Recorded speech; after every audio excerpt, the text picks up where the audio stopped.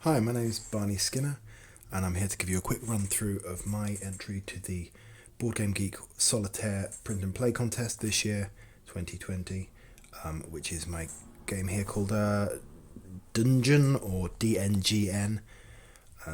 When I came up with a name for this, I didn't really think about speaking it out loud, so Dungeon it is, which is obviously a minimalist version of the word dungeon, because this is a minimalist styled dungeon crawl, although not necessarily minimalist in components. This is a game with a branching campaign. There are 18 separate mission cards, each of which has a different sort of layout and different setup of the way the game plays. I'm going to give you a run through of mission number 2, which is called Treasure Heist. I'm not going to do mission 1 because the One Player YouTube channel have already done a great run through of the first mission, so I thought I'd give you a run through of one of the second missions. Although there are 2 possible second missions, because as I say, this game has a branching campaign. So after the first mission, let me see if I can get focus. Bear hunt. You have 2 options. Effectively speaking, you've gone through a cave, you've killed a bear, and you found a letter to the Baron. You can either deliver this letter to the Baron, or you can read it, and it talks about a treasure that you could steal from his castle. So what I'm doing here is I've decided to try and steal the treasure from his castle, and so I'm going to set up for this. I've already set up most of what I'm going to be doing for the game. Here's our dungeon deck, or our dungeon deck, I guess you could say, which I'll be using to go through the game. We have our behaviour deck, which will sort of represent the AI of the monsters we'll meet along the way. We have our loot deck here, which is hopefully some nice treasures and nasty things we'll find along the way. Over here we have the actual mission card, which shows us a little bit of story about what we're actually trying to do, which is breaking the castle and steal this treasure. It also tells us the size of the dungeon, which is how I've built the dungeon deck, which is effectively that there's 1 objective card shuffled with 1 other card, and then 3 other non-objective cards on top. So there's 5 cards in the deck, and somewhere in the last 2 is the objective card. The reason this matters is because if we come across a junction, the deck may split into 2, and I won't know which way to go.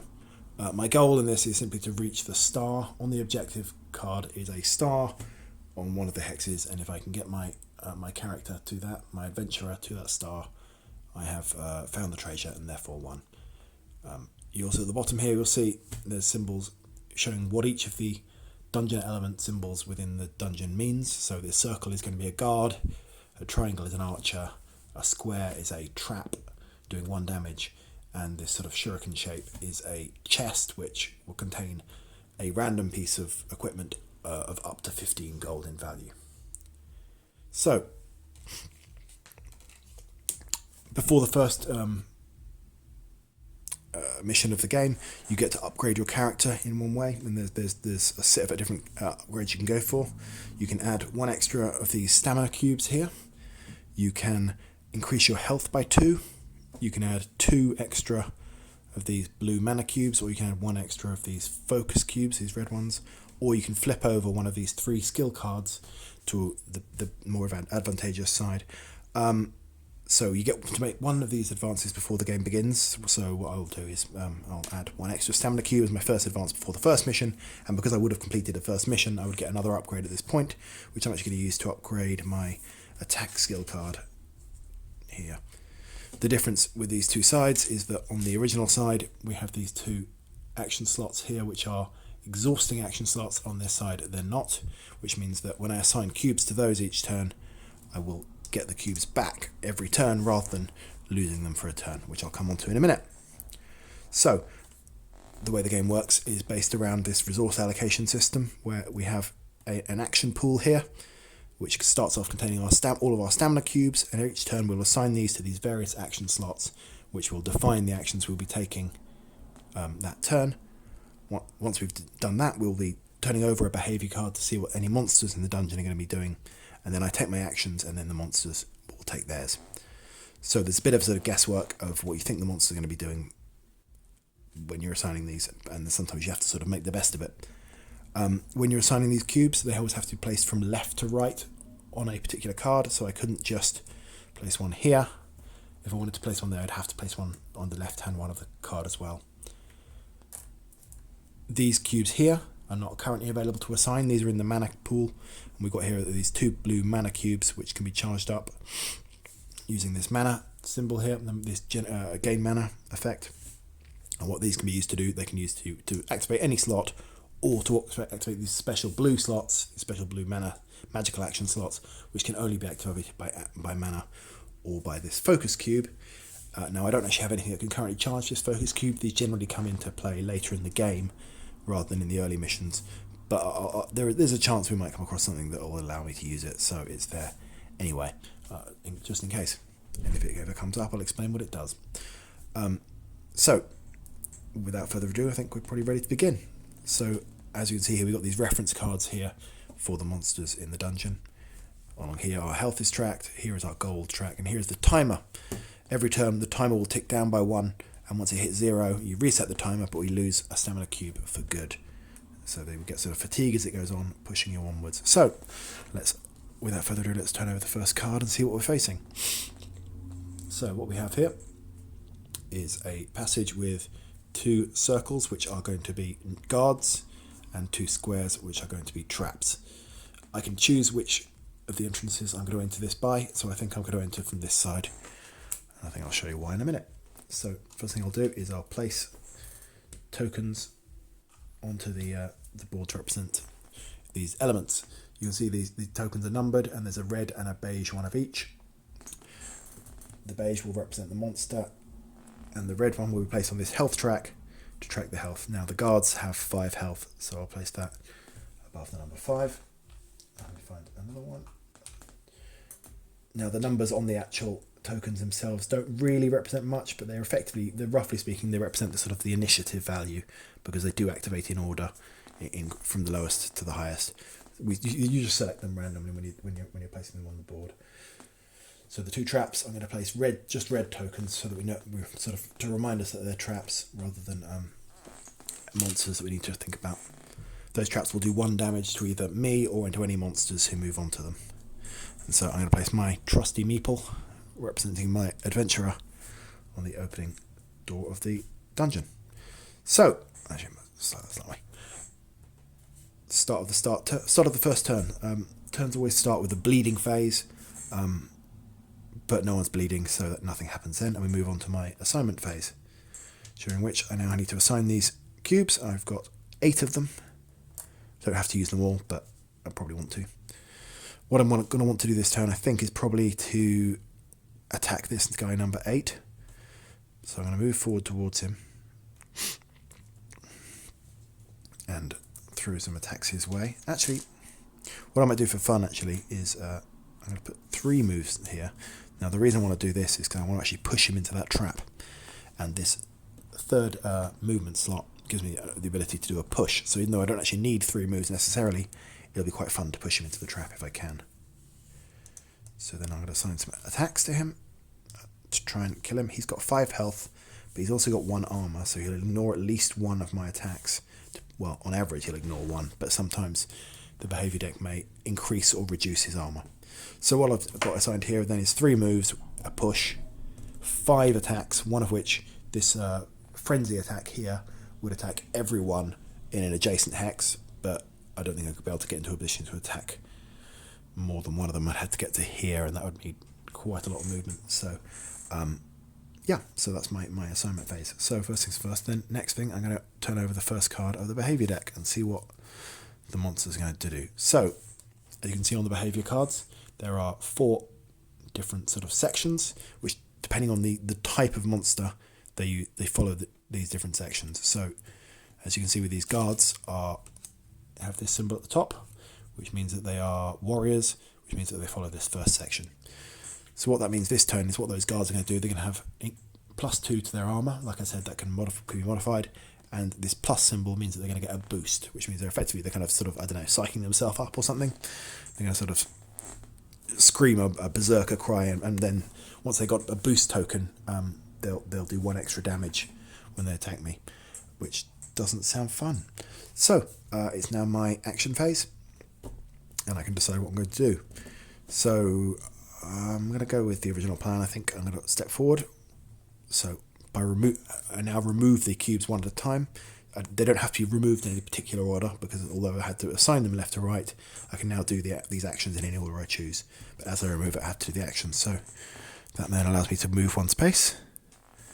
He has now got, this guard has an armor +2 to their armor of 1, so they have 3 armor, which means unfortunately the 3 attacks are going to get ignored, which is a little annoying. So these first 3 attacks are just going to be to try and puncture the armor, and then I've got 2 attacks to be able to actually do some damage to it. So 1, 2 damage. So I'm reducing number 8's health to 3, and then I'm going to use this push that I talked about earlier. Now this is a red exhausting action slot, so this cube will go into this exhausted pool, and it won't be available for me to use next turn, but I can, for fun, push the guy into the trap, which then removes the trap and does 1 extra point of damage to the number 8. You can see that on here, on the mission card, that the square represents a trap, because it's a heart with a minus in it. If it had a sort of a ×3 or ×4 or times whatever number, that would show that it would do multiple damage. But this is an early mission. The traps tend to only do 1 damage. So I have 1 action cube left assigned to a movement, which I'm also going to use to step in a bit closer to the guy, because I know he's not going to be attacking me this turn. He's just going to be doing the boost. Okay, so that's my action phase over, and it's now the monster's action phase, which, as I said, they're going to be boosting, and these are the boost tokens they're going to be gaining. So I'll place these above their health trackers, so I know that both of them have a boosted effect, because they've psyched themselves up to attack me. Okay, so the monsters have acted. It's now there's no exploration to happen this turn, because I'm not in a doorway, and there's still monsters around, so I can't do any looting. So I'm going to tick the timer down to number 7, because that's the end of the turn. So next turn begins with the bleeding phase again, and obviously there's no one bleeding, because neither of the monsters have made me bleed and I've not made them bleed. So it's back to my assignment again. So obviously I've got 1 fewer cube to assign this turn, but I don't need to move up as much. So I'm going to try and finish off this number 8. And I'll probably do is try and charge up some mana as well. So I'm going to use some attacks. How many do I think? Well, let's see what other things I want to do. I want to charge some mana here, and then I might as well use everything else. Oh, is it a waste to use everything on my attack? Do I want to move? I'll put 1 movement in as well, so that if needs be, I can step across and attack number 4. Or run away if they're going to do a particularly nasty attack against me. It's often worthwhile having a sort of a safety move lined up. So behaviour phase, let's turn over and see what they're going to be doing. So as you can see here, this is a much more tricky move. They're going to be moving, which is what this sort of hexagon symbol means, because it could move any direction. They get +3 armour, ouch. And then they're going to have a range of 1 and attack me with -1 to their usual strength. Their usual strength is 2, so they'll attack me for 1 damage this turn when they act. Okay, so it's my turn first. So they've got 4 armor this turn, because they're these guards and they're raising their shields or something. So I can't actually do much to them this turn, because I've got 4 attacks and they've got 4 armor. So it's kind of wasted. But what can you do? So I'm just bashing away against their armor, doing very little. I do get to use this charge mana effect here that I've used, which allows me to move one of these blue cubes, mana cubes, into my action pool, so I'll have it available from now on. And I've got this defense action here that will take place during the monster's turn. If they attack me, that will block a point of damage. And I've got 1 move left. It's not going to make a huge difference, because they're just going to crowd in on me anyway. Is there anywhere I can get to where they can't both attack me? No, not with 1 move. So I'm going to stay where I am. Okay, so it's the monster's turn. Now, like I said before, the number of the monster kind of represents their initiative effectively. So the lower number ones act first. So number 4 is going to, as I said, move towards me. Monsters always move to try and get into range. So this is a range of 1 attack. So it's going to try to move to range 1. So it'll just step in there. They have a movement speed of 2, so it could move up to 2 hexes, but it only needs 1. steps in and will attack me. It has a strength of 2, and it's at -1 because of the behaviour, but it is also boosted, which gives it a +1 again, so it's going to do 2 damage to me. So that 2 damage coming into me, 1 gets blocked by this defense cube, and the other one, I'm afraid, I'm going to take a point of health damage, knocking me down to 11 health from my starting of 12. Okay, then number 8 is going to do the same thing. He's going to he doesn't need to move because he's already in combat with me. He's just going to swing at me, doing just straight up 2 damage. Ouch. I may have misjudged this somewhat. Okay. Actually, that's a thought. I could have done something there, but I didn't.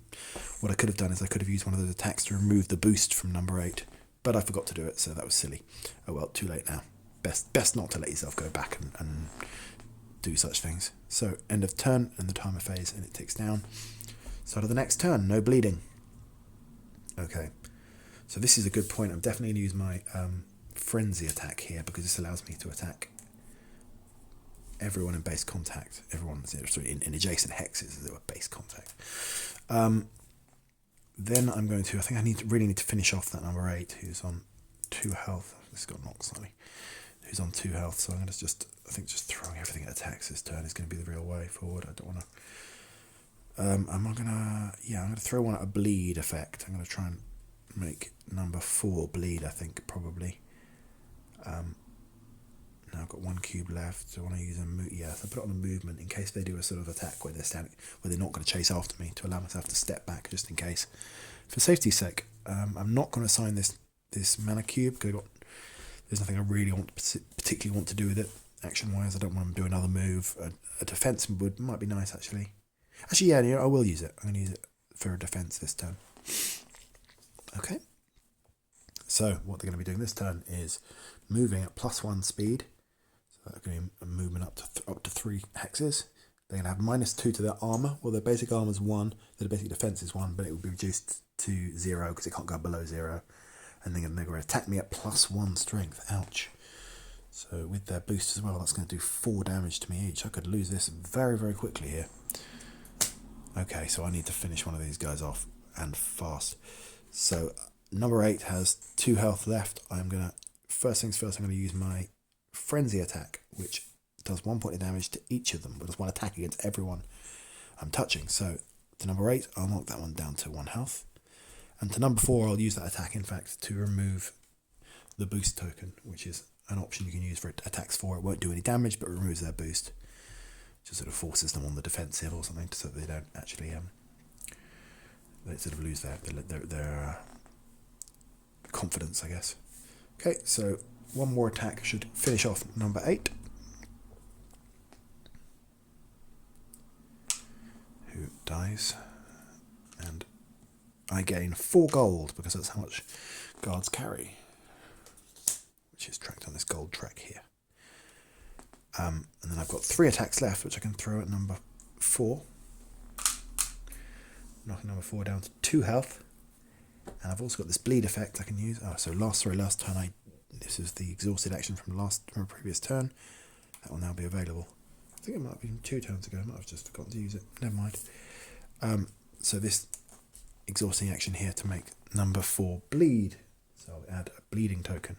For every bleeding token in the bleeding phase, monsters or the adventurer lose 1 health, and you can have up to 3 bleeding tokens stacking up, which can cause some hefty damage over time. I've got 1 move left, which isn't really good. Again, not really going to do much because the monster's going to be chasing after me quite fast. I've got that 1 defense, so again, I'm not going to use that move because I think I'm pretty good where I am, because I'm going to use it. If needs be, I can push again next turn to try and push this monster into that trap. Okay, so in return, as I said, doesn't need to move because it's already at range 1 and attacks me at +1 strength. Well, that +1 strength I said would be 4, but it's now actually 3 because I removed the boost, 1 of which gets blocked by that defense, which goes back into the mana pool, and I take 2 more health damage.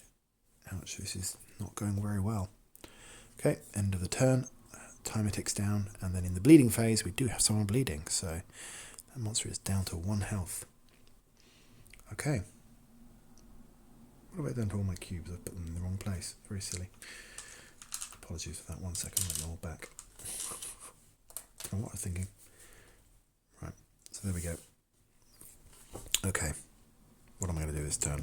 Finish this guy off and then make a beeline for the exit, I think. So I think I'm going to make 3 moves, using my boots for the 3rd move.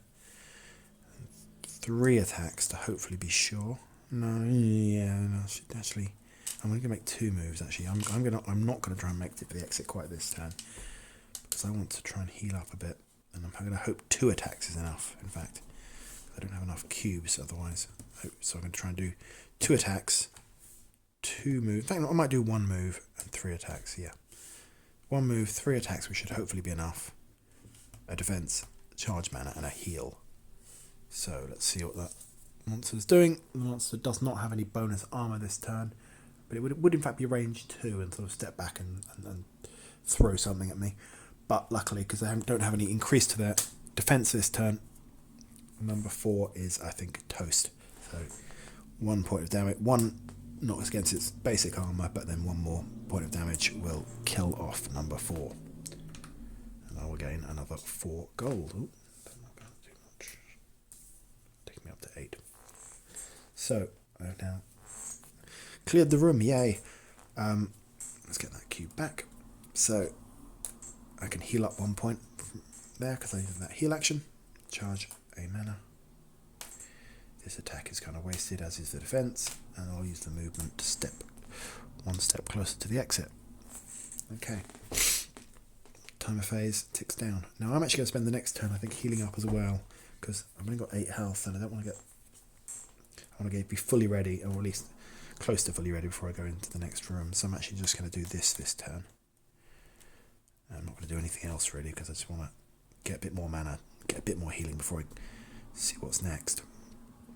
So again, heal up by 1, charge another mana, and that's that.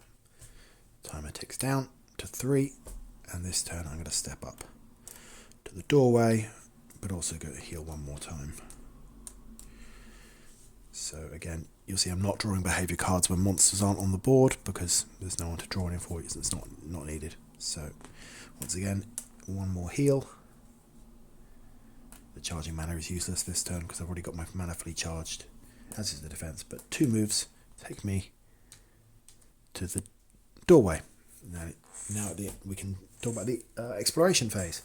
In the exploration phase, which comes after any monster actions, but before the timer, we turn over. If we're standing in a doorway, we can turn over the next card and see what's coming. Oh dear, what we have here is 3 guards and an archer. Well, I probably want to get the archer closest to me, because again, you can choose which way around to place this. I'll probably want the archer closest to me, because I don't want him or her be able to hide behind 3 guards. Eek, this could be fun. Okay, so let's place their tokens. So for the archer, we're using triangles. Archers have 4 health and no defense, so they're not too difficult to kill if you can get up to them quickly enough, but they can, obviously, being archers, they can attack at range. And over here, as I said, we have 3 guards. I'm not doing particularly well this game, I've got to be honest. We'll see how it goes. So there's another guard.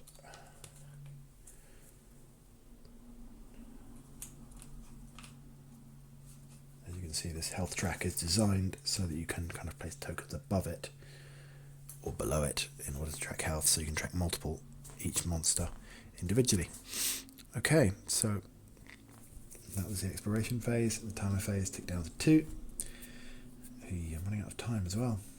So, my turn. I think the first thing I need to do is take out that archer, because the last thing I want to do is him backing off and shooting me. So, I'm going to need at least 2 movement to get into the archer's way, and then just start throwing as much damage as I can.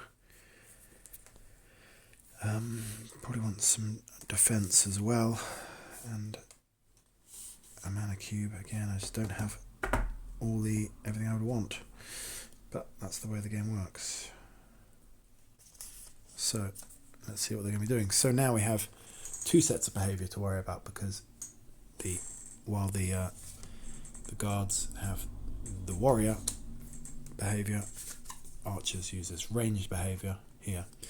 So this turn, the guards aren't going to be doing much. They're going to sort of stand still with their shields up, trying and sort of stopping any bleeding. Well, but I don't think any of them are likely to be bleeding, so they don't really do much this turn. But the archer will attack from range 3 with a bit of armour, and but attack at -1 strength. So let's try and stop that archer attacking before it becomes a problem. So 2 steps in. 1, 2. Gets me into range of the archer. And then it'll take 4 hits to kill, which I've definitely got. That's enough to kill that archer before it becomes too troubling to me. And then what else have I got here? Not much. I can just charge this mana back up again, and this attack's rather wasted. 1 shield, which isn't going to do much this turn, because no one's attacking me. Like I said, the guards in their turn will just sort of stand still, armour up, and stop any bleeding, but they're not bleeding. So okay, end of turn. It's time for the... Oh, I apologize, I forgot one thing during the exploration phase. I should have placed a loot card next to this new tile. Every time we draw a new tile after the first one, we place a loot card next to it, which can be looted during the exploration phase if there's no monsters left on the card, which may be a good or a bad thing. Sometimes we get sort of powerful one-use items, and sometimes it's traps or spawning new monsters or other things like that. Okay, so end of the turn. I'm going to tick down the timer down to 1. Not got much timer left. Okay, so I need to get a move on. 3 guards, that could be a problem. Okay, so that cube I should get back now, because I didn't actually use it last time. Right, so I need, again, 2 moves to get in range of them. Definitely use my frenzy attack to attack them all. Throw as many attacks as I can. But I'm also definitely going to need some armour this turn, some defence. I've got 1 mana left to use. I probably want to, actually, yes, I'm going to probably throw away a bit. Use that to actually try and make one of them bleed as well, because in case we get a lot of armour. One thing about bleeding is it ignores armour. A defence. I keep calling it armour. It's defence, and it's described as. It's the same thing. Okay, so let's see what they're going to do. So again, I only have to worry about the warrior now, and they're going to not going to move. Oh dear. And they're going to attack at +2. I may have made a mistake here, because I've only got 2 moves saved in. So if I run in there, I might die. Oh dear. Well, we'll see. I'm not going to die, but I might take a bit of damage in return. Well, we'll see. So let's use my 2 moves. I could rethink my plan at this point and sort of stand back, but because I'm running out of time a little bit, I don't want to. I'd rather take the risk. So I'm going to take 2 steps in. I'm going to use my frenzy action here, which does 1 attack against everyone in adjacent hexes, and as you see, they've got -2 to their armour, so they've got no armour this turn, so that does a point of damage to numbers 4 and 10. I've then got 4 more attacks, which is enough to kill one of them. I will kill number... it doesn't really matter, I'll kill number 4. And, oh yes, I forgot to get some gold for that archer. Archers are worth 3 gold, so I want 11, and then another 4 gold. Here, take me up to 15. I've got, what else have I got left? I've used that. I've got 1 this bleed left, so I might as well make number 10 bleed while I'm at it. There we go. And then I've got 1 defense action left. Okay, so in response, they're not moving, so number 12 is not going to attack me, but number 10 is at +2, so that's going to do a grand total of 4 damage. Ouch. Block 1 of them with my defense, but still take 3 damage. Oh dear, oh dear, oh dear. Okay. Then, at the end of the turn, we are ticking down to 0 on the timer, in which case we reset it to 8, which is the timer value of the mission. This does vary. Some missions have longer timers, depending on the length, size of the dungeon, or what you need to actually achieve. But once we tick down to reset the time, we also need to unfortunately lose a stamina cube for good for the rest of the mission. You can choose which one, so I'm going to pick the exhausted one because why not? So I'm down to 7 stamina cubes. So you really need to sort of keep moving in this game, otherwise you can get exhausted and get beaten down quite easily. So next turn, I want to step. I think I'm going to do 1 step forward so that again I can use my frenzy action to attack both of them, and then throw a lot of other stuff at attacks and 1 defense, I think. Again, this is where having lost the cube is annoying because I would like to charge some mana as well, but I don't have the actions available to do it. Okay, let's see what they're going to do. They are going to do their Snowflake, which is their special ability. Every monster has its own special ability, and if you look on the card, you'll see what it is. For the guards, it's a range 1 attack, +1 strength, ignoring 2 points of defense. Again, they're not going to move doing that, so maybe actually me stepping in is a bad idea, but it depends how much damage I can do. They have 1 armor this turn, so I will do. I can do enough to kill one of them. But maybe I'm better to. So in fact, I'm probably better to stay where I am and kill number 10. Because if I was to step in here and kill them and attack them both, number 12 would be able to attack me back, even though I'd get to damage both of them. So I'm probably better to stay here, stay where I am, and just attack number 10 so that number 12 doesn't attack me back. So number 10 has 4 health left and 1 defense. So all it takes, these 5 attacks should be enough to kill number 10. Who actually I forgot about during the end of the turn, should have bled last turn down to 3 health anyway. My bad, I entirely forgot at the start of the turn. So number 10 dies.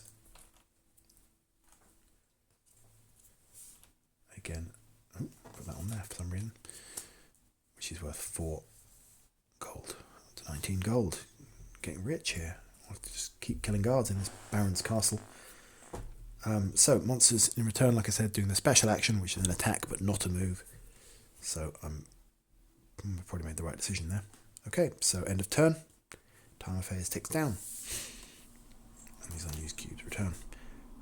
Next turn, my choice is pretty clear. It's just to step in and hit this guy, I think. But I probably want to. I'm gonna make sure I charge up a bit of mana here because I don't think I can do enough attacks to kill them anyway. Probably, or can I? Maybe I can. See, this is my risk here.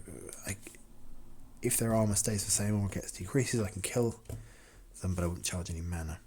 I'm gonna try that. Try and go for the kill. So as you can see here, it's just their action is just a basic move and a range 1 attack. So that's good for me because I can now move in 1,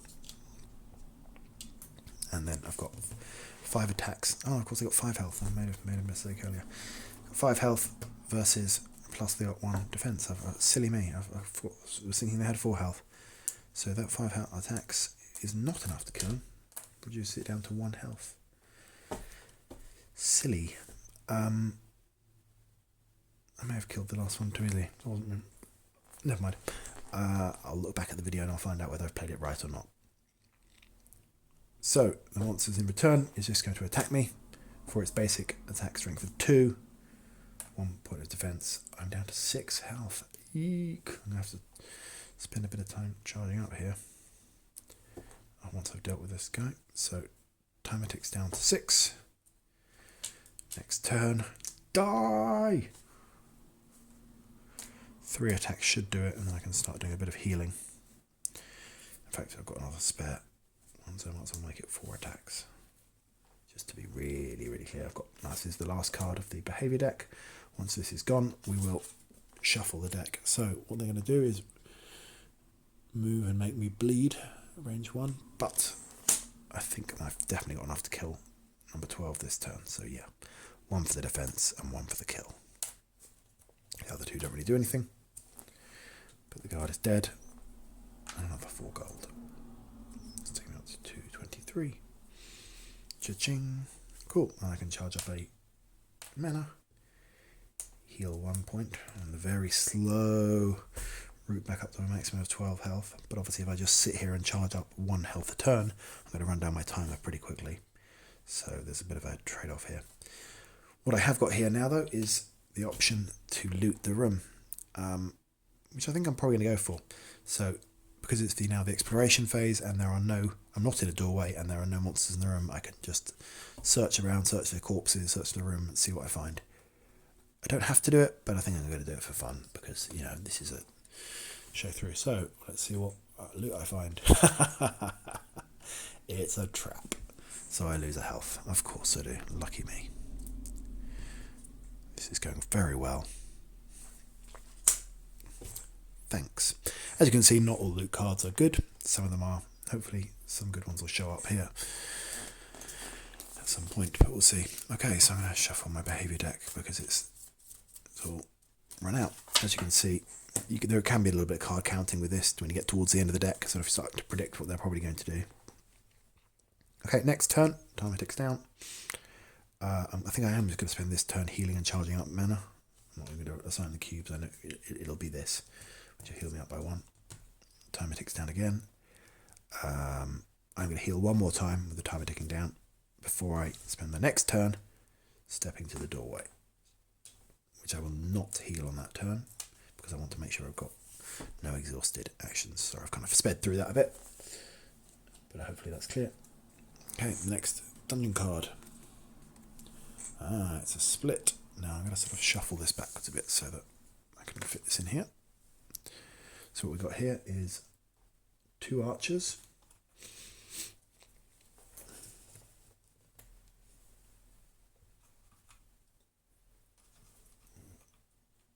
We have 4 health each.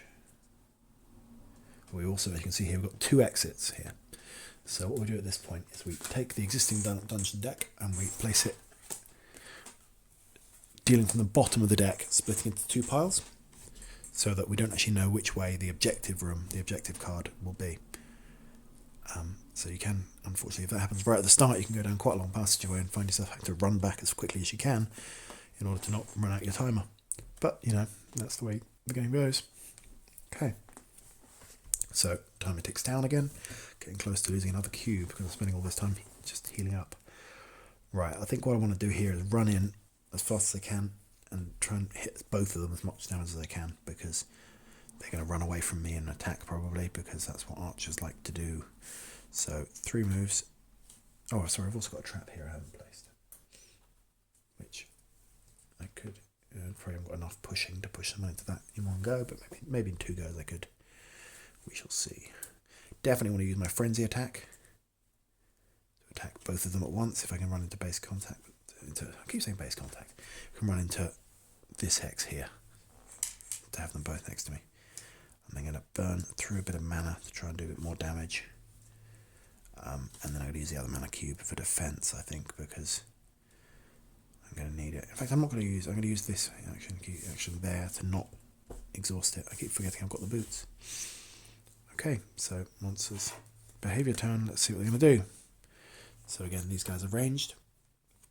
So this turn they got +1 defense, which takes them to a total of 1. They're going to use a range of 2, and they're going to attack at +1 strength, which will be a strength of 3. Ouch! 3 attacks each. I've got to kill one of them this turn, hopefully. So I've got my 3 moves here. 1, 2, 3 moves, which allows me to go 1, 3 to here.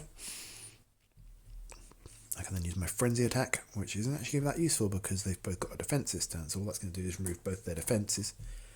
But then I've got 4 attacks lined up, which is enough to kill one of them. And I will kill number 22 because why not? And 22, and they are worth 3 gold. Okay, and then in return, so monsters always try to move to be at their maximum range. They try to use the shortest movement possible to get to their maximum range, which for this guy is range 2 this turn, so he's either going to move to here or to here, and it's kind of up to me which one to go for. So I'm going to move him to here because that gives me the opportunity of pushing him into the trap next turn, possibly. Okay, so he moves to there and then attacks me at +1 strength, so that's a strength of 3, 1 defense, 2 damage. down to 6 health again. This is not going great. Okay, timer phase ticking down to 1. Next turn. Oh, I forgot to deal. Once again, I forgot to deal a loot card. It's late evening when I'm filming this and I'm quite tired. Okay, so what I want to do this turn, I think I want to try and bash him into the trap and throw a load of damage his way. And not really worry about much else. Because frankly, I haven't really got the cubes to do much else. Might as well do that. Doesn't make any difference. Okay. Let's hope they haven't got a bonus to armor, which is, it does have a bonus to armor this turn. But that's where the pushing into the trap should hopefully come in handy. So here we go. They're going to have a +1 armor, range 3, attacking at -1, which would do 1 damage. But I don't think it's going to matter because I think I can kill them. So I'm going to step up, hit them for 4 attacks, which is 1 armor and 3 damage, down to 1 health. And I'm going to use my push, which I've lined up before, to kick them into this trap here behind them. Killing number 14, who is again worth 3 gold. Yay! That's then the end. I've got 1 movement left. I can decide which way to go, really. I'm going to think I'll go straight ahead. Move 1 forward. So, loot. If I can choose to loot, because it's the exploration phase, I'm not at a doorway. It's kind of boring not to loot, so let's loot. Ooh! Excellent. So what we have here is an item card, which is a 1-use effect. It has 1 slot on it, which is an exhausting action slot, but it can only, once you use that, the card is then discarded. But this effect here is a focus effect, which will allow me to charge my focus cube, which I haven't been able to use at all yet. And what a focus cube does is it acts like a mana cube, so it can activate any slot, including the magical slots. But the great thing about it is whatever slot it's put onto, the effect of it is doubled. So if I put it on an attack slot, I'll get 2 attacks. On a mana slot, I'd charge 2 mana, etc. Or healing. I might need to use it for healing. But this is a 1-use effect, so hopefully that will... yeah, that should be coming quite handy at some point. I might use it fairly soon. But anyway, end of turn. Ticking the timer down to 0 again. I'm losing another cube. Ooh, I'm running out of cubes. We've got 6 cubes left. That's not good. I'd love to sit up and heal up, but I don't think I'm going to have time. So what I'm going to do this turn. 2 moves gets me to the doorway. Yeah, at least 1 heal and a charge of mana. And I might as well... Actually, no, I'm going to use 1 turn sitting in this room, healing, and I'm going to use this scroll to charge a focus cube, because I think I'm going to need it at some point. You can keep items between missions, but obviously they can only be used once. But for this example, I'm certainly going to use it because I've got it. So yeah, I'm just going to stand still this turn. I'm going to heal up by 1 because I'm quite damaged. Charge a mana cube. Charge a focus cube. Exhaust that. Charge my focus cube. And this is then discarded. Ability to do it now. And then that defense is unused. Timer ticks down. Then next turn, again, I'm going to step into the doorway while charging up and healing by 1. So 2 steps into the doorway. 1 healing, back up to 8 health. Charge my other mana cube, which I really need these mana cubes now because I've got so few stamina cubes left. Okay, next then in the exploration phase, let's see, hopefully I've gone the right way because we've got 2 cards here. I don't know which one's which. One of them is the objective room and one of them is just a normal room, and that's just a normal room. So what we have here is another room with, I've gone the wrong way, in other words.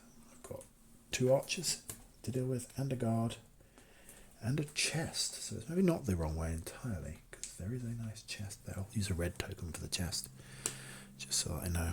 But I'm not sure I'm going to have the time or the health to run in there and go and collect that chest, frankly. So I might just try and run away. I've got to be honest, try and leg it for the other room and all I've got to do in this mission is get to the star. I don't even need to kill anyone. Just need to make it to that star so I can steal the whatever the treasure is that's in the Baron's castle. So numbers, is it 19 and 7 triangles. 19 and 7 to track their health. Okay. End of turn, timer ticks down. Yeah, I'm not even going to try and deal with these guys. They can chase me. Hopefully they won't catch me, but we shall see. So I'm going to run. It's going to take me 1, 2, 3, 4 moves to get over here. And I'm going to go 1, 2, 3. And I'm going to use this magic slot here to do 4 moves. While I'm at it, I might actually heal up. Another point of health. Because I think I'm probably going to need it for that. There's usually a few more extra monsters in the boss room, so in the objective room. We shall see. So, what are the monsters going to do? Are they going to chase me? The guards are going to stand still and take a swing if I was there, but I'm not. But the archers are certainly going to chase me. But anyway, I don't care. I'm running on anyway. 2, 3, 4. I go 1, 2, 3, 4. Oh, sorry about that. I do hope that didn't hurt any of you. So, sorry, where was I? 4 moves takes me to the doorway. Or technically there is a loot card here, should I ever want to go into that room, which I don't. Charge of mana. Heal up 1. And I'll leave that defense for now, because it's possible an archer might get into range, you know.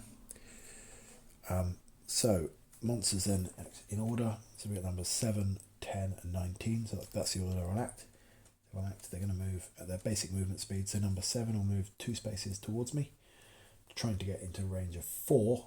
But I don't think number 7 is going to quite manage that. So it's just going to move to there, which is a range of 1, 2, 3, 4, 5, 6, 7. And I'm back around a corner anyway, so they can't see me. Number 19, likewise, will just move to here. And 1, 2, 3, 4. I'm just out of range and again round the corner. So I'm okay. Number 10 is just going to stand still and swing at the sword blindly, because guards don't really move around that much because they like guarding things. Okay. That's the end of the turn. Tick down again on the timer towards my oblivion. But in the exploration phase, yes, we have found our objective. I'm not sure how well you can see that, so I'm going to move things around. I don't really need most of this dungeon anymore. I'm not going to go back there at all, so I'm just going to move these down and around so you can hopefully see it a bit better.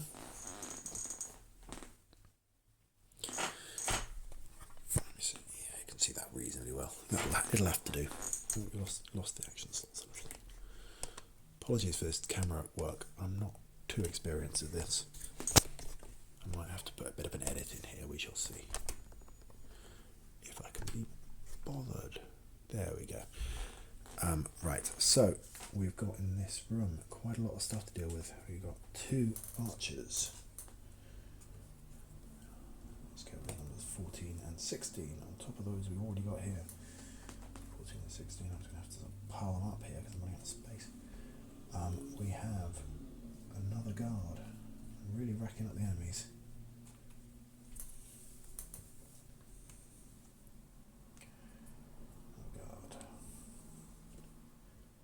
We have a trap and a chest.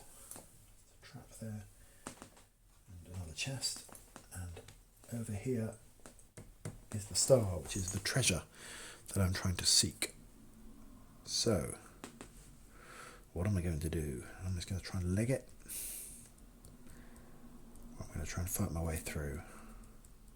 I think I'm going to, for now, not take too many risks, but I've got to get through there really before this timer ticks down again, because I'm going to run out of time, and I don't have a huge amount of health either, although 9 isn't too bad. I've healed up a bit. So let's see if I can deal with that. I think I'm going to have to just take a turn of abuse, really. I'm going to have to run in much. Let's just try and move it running as fast as I can. In fact, let's just go for it. Let's go for a massive move. So hang on, 1, 2, 3, 4, 5, 6, 7. You know what? I can do it this turn. I can win this turn by using a sneaky move. If I do that, is it that way? I don't know if I do that. So I've just realised I can do a sneaky trick here. Because I've got that focus cube, I can actually throw everything I've got into movement. If I then have 6 movement plus an extra 1 because the focus cube doubles the effect, I can use the 7 moves I need plus the push here. So unless these monsters, well, it doesn't really matter. I think I'm going to make it. So the guards would be doing their special move, which would be, again, is sort of standing still to do a big attack. The archers would be doing some movement, a bit of guard, bit of ranged stuff. But I'm going to just go for it and again, always trying to remember what the mission is rather than just getting bogged down and trying to kill everyone. Some missions, the mission is to kill everyone, but in this one, it's to get to that start, and that's all I really care about. So that's what I'm going to do. So I'm going to go 1, 2,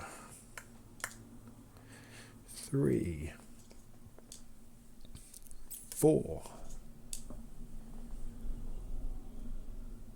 Then I'm going to use this one here to go 5 with a push to knock that guy out of the way. I wouldn't normally be able to walk through him, although I could walk through this trap. But by pushing the guy out of the way, I can then use my focus cube, which goes back into the mana pool,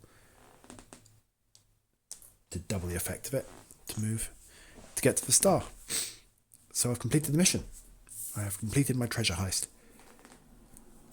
Bit of a sneaky sort of sprint through at the end there, but that's kind of one of the benefits sometimes of things like focus cubes is allowing, and the right equipment allows you to use sort of different combos to be able to get through things. There's different ways I could have dealt with that final room. I could have tried to fight through them one at a time. I could have sort of slowly crept through. I could have stood back in the doorway so they could only fight me one at a time, or run back and let them make them chase me, all sorts of things. But actually, as it turned out, I had everything I needed right there. So, and now I've got to turn over the card. I have achieved victory. So we have a little bit of sort of plot on the back of victory or defeat, which make it a difference to where you then go.